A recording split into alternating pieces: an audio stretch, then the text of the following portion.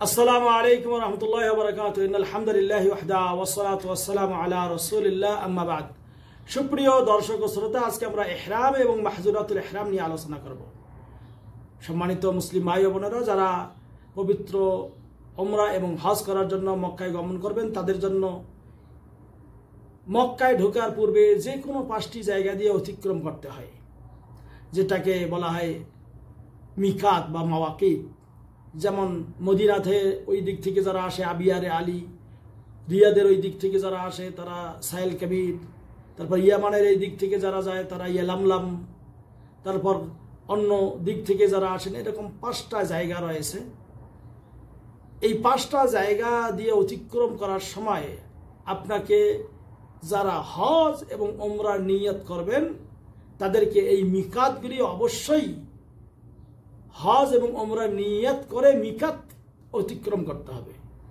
যদি হজ এবং উমরা নিয়ত না করে মিকাত অতিক্রম করেন, তাহলে আপনি হজ এবং উমরার একটা ওয়াজিবকে তরক করলেন। কাজেই আপনাকে আমাকে এই জন্য আরেকটা আপনাকে কোরবানি দিতে হবে, এই জন্য সাবধান হইতে হবে। তো এখন কথা হলো, স্থলপথে হোক অথবা আকাশপথে হোক, বিশেষ করে আমাদের বাংলাদেশ থেকে যারা আমরা হজ করতে আসতেছেন, উমরা করতে আসতেছেন, তারা প্লেনে মধ্যেই এই মিকাতকে অতিক্রম করবেন, যেটা ইয়ালামলাম বলা হয়। তো যখন আপনি প্লেনে উঠবেন তার আগেই কিছু প্রস্তুতি নিয়ে রাখবেন। সেটা হলো আপনার শরীরের ময়লা ইত্যাদি, নাভির নিম্নের পশম ইত্যাদি এগুলো সাফ করে গোসল করে নিলেন। গোসল করে নিয়ে পুরুষরা 2টি সাদা কাপড় পরবে, আর মহিলারা তাদের বোরকা বা শালীন পোশাক পরিধান করবে।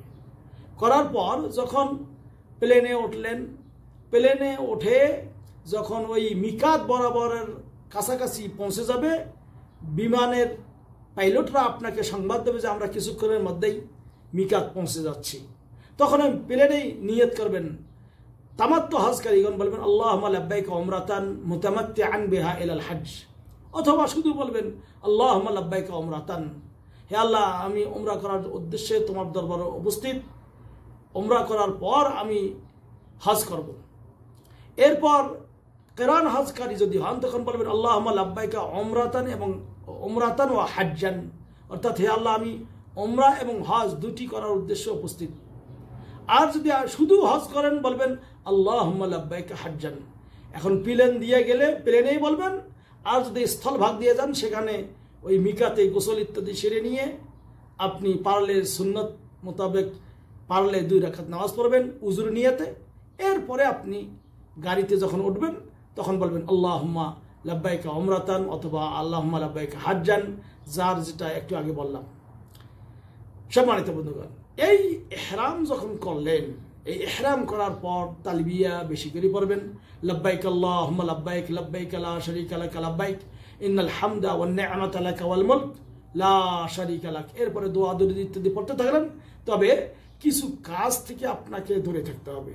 নিষিদ্ধ কাজগুলির মধ্যে হলো পুরুষ মহিলা সবার জন্য সুগন্ধি ব্যবহার করা, শরীরে অথবা কাপড়ে নখ কাটা, শরীরে চামড়া কাটা ফাটা উঠানো, চুল উঠানো ইত্যাদি থেকে আপনাকে বিরত থাকতে হবে।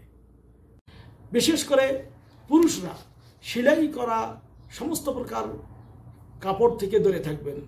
যেমন টুপি পরা যাবে না, পাঞ্জাবি পরা যাবে না, আন্ডারওয়ার পরা যাবে না, গেঞ্জি পরা যাবে না, পাগড়ি পরা যাবে না, তারপর এই হাত মোজা পা মোজা পরা যাবে না। যেমন হাদিসে এসেছে লা ইয়ালবিসুল কামিস ওয়ালাল বারানিস ওয়ালাস সারাবিল ওয়ালাল আমাইম ওয়ালাল খিবাব। নবী করিম সাল্লাল্লাহু আলাইহি ওয়াসাল্লাম বলেছেন যে যারা ইহরাম বাঁধবে তারা এরকম কাপড় বা টুপি বা পায়জামা অথবা পাগড়ি অথবা হাত মোজা পা মোজা ইত্যাদি পরিধান করবে না।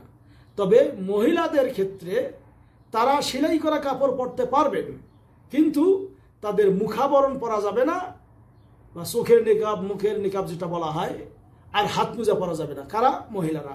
কিন্তু অন্য শালীন পোশাক তারা যে কোনো রঙের পোশাক পরিধান করতে পারবে। তবে সাদা পোশাক পরা ভালো, বিশেষ করে পুরুষদের জন্য সাদা পোশাক। কিন্তু মহিলারা অন্য সাদা, মানে সাদা ছাড়াও অন্যটা পরতে পারবে, এই আর কি।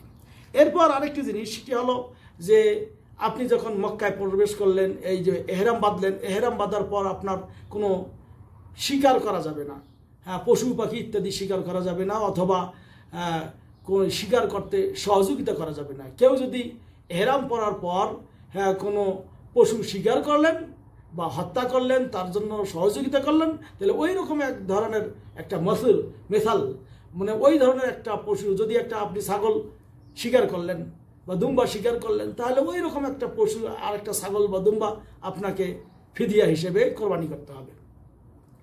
আরেকটি কাজ, সেটি হলো স্বামী স্ত্রী মিলন করা। তাই স্বামী স্ত্রীর যদি কেউ একজন আরেকজনকে আলিঙ্গন করে, চুমু দেয় ইত্যাদি কাজ করে এহরাম পরার পর, এবং তাতে যদি তাদের বীর্যপাত হয়, তাহলে কিন্তু তার জন্য একটা উট কোরবানি দিতে হবে। আর যদি মিলন এইটা হয় হজ করার, মানে হজের প্রথম হালাল হওয়ার আগে, মানে 10 তারিখে পাথর নিক্ষেপ করা, জামরাতুল আকাবাল কুবরা, এটাতে করার পর এর আগেই যদি তারা মিলন হয়ে যায়, তাহলে কিন্তু তার হজটা ফাসেদ হয়ে যাবে। পরের বছর এই হজ তাকে আবার করা লাগবে, এবং এই জন্য আবার একটা উটও কোরবানি দিতে হবে। আর এই উপরের কাজগুলি, মাহজুরাতুল ইহরাম, সুগন্ধি ব্যবহার করা, হ্যাঁ, তারপর এই সেলাই করা কাপড় পরা, টুপি পাঞ্জাবি ইত্যাদি পরা পুরুষদের জন্য, এইগুলি যদি কেউ ইচ্ছা করে তাহলে তার জন্য 3টি ফিদিয়ার যে কোনো একটি দিতে হবে।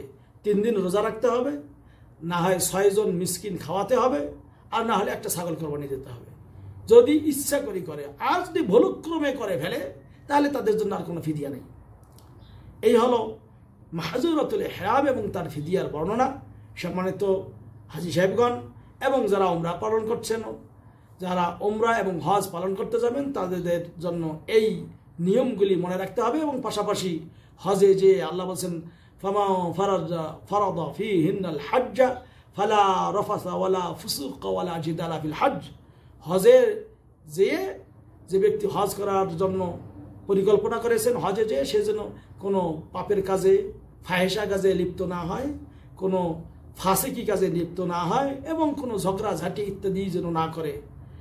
আর এভাবে যদি আপনি হজ করে ফিরে আসেন, এক হাদিসে এসেছে আল্লাহ নবী সাল্লাল্লাহু আলাইহি ওয়াসাল্লাম বলেছেন, রাজাআকা ইয়াউমিন ওয়ালাদাতুহু উম্মু, তাহলে মায়ের পেট থেকে নিষ্পাপ হয়ে যেমন মানুষ একটা নিষ্পাপ হয়ে ভূমিষ্ঠ হয়, ওই রকম হজ করার পর নিষ্পাপ হয়ে আপনি ফিরে আসলেন। হে আল্লাহ, আমাদের হাজী সাহেবদেরকে ভালো করে হজ করে ফিরে আসার তৌফিক দান করো। আমিন। ওয়া সাল্লাল্লাহু আলা নবিয়িনা মুহাম্মদ। আসসালামু আলাইকুম ওয়া রাহমাতুল্লাহ।